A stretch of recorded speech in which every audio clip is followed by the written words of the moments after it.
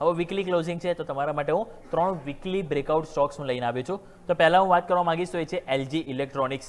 આજનું ક્લોઝિંગ મને બહુ જ પસંદ આવ્યું છે. કેમ, તમે નજર કરો તો આપણને જે સ્ટોક લિસ્ટ થયો હતો ખાસ કે નવેમ્બરની તમે જો આસપાસ આજુબાજુ, અને એ સ્ટોક તમે નજર કરો ને તો આપણને આજે 1700 રૂપિયાની ઉપર તમે જોશો ને તો સ્ટોક ઓલરેડી 4 વખત એટેમ્પ કરી તો 1700નું લેવલ અત્યાર સુધીની જર્નીમાં, એટલે કે લિસ્ટ થયા બાદ અત્યાર સુધીમાં 8 થી 9 મહિનામાં 4 વખત 1700 રૂપિયા ગયો, પરંતુ એની પર ક્લોઝિંગ આપવામાં સફળતા ના મળી અને ત્યાંથી વારંવાર સ્ટોકની છે. પરંતુ આજ તમે જો આપણને જે તેજી જોવા મળી શુક્રવારના દિવસે, અને એના કારણે સાપ્તાહિક કેન્ડલનું જે ક્લોઝિંગ જે કોન્ફિડન્સ સાથે થયું છે ને એ બતાવે છે કે સ્ટોકમાં એક મોમેન્ટમ હવે એક સરસ પોઝિટિવ જોવા મળી શકે. તો આ સ્ટોક છે જે આવતા અઠવાડિયા માટે આપણે ધ્યાન રાખીશું.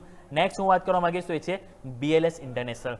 BLS ઇન્ટરનેશનલમાં પણ તમે જો મેં જે ટ્રેન્ડ લાઇન જે ડ્રો કરી છે તમે નજર કરો, સતત આપણને કહેવાય ને એક લોઅર ટોપ ફોર્મેશન બની રહ્યા છે. ટ્રેન્ડ લાઇનને ફોલો કરી લેજો અને હવે જઈને ફાઇનલી તમે જો તો છેલ્લા 4 અઠવાડિયાથી સ્ટોકમાં higher high high low formation બની રહ્યા છે. અને આ અઠવાડિયાની કેન્ડલ તમે જુઓ ને જે લાઇનની ઉપર જે સ્લાઇડ નીકળી છે ફૂલ બોડી કેન્ડલ બની છે, જે બતાવે છે કે ઉપરની તરફ હવે 100 ડેમન ટચ કરવા જઈ શકે, એટલે કે 305 રૂપિયા તરફ જઈ શકે. ક્લોઝિંગ આવી છે 277 રૂપિયા, એટલે અહીંયાથી પણ એવું લાગે કે હજુ પણ બીજા 10% અપસાઇડ સ્ટોક બતાવવા માટે સક્ષમતા આપણને બતાવી રહ્યો છે. તો આ પણ સ્ટોક છે જે આવતા અઠવાડિયે આપણે ધ્યાન રાખીશું. નેક્સ્ટ વાત કરવા માંગીશ લાસ્ટ તો એ છે APL અપોલો ટ્યુબ્સ.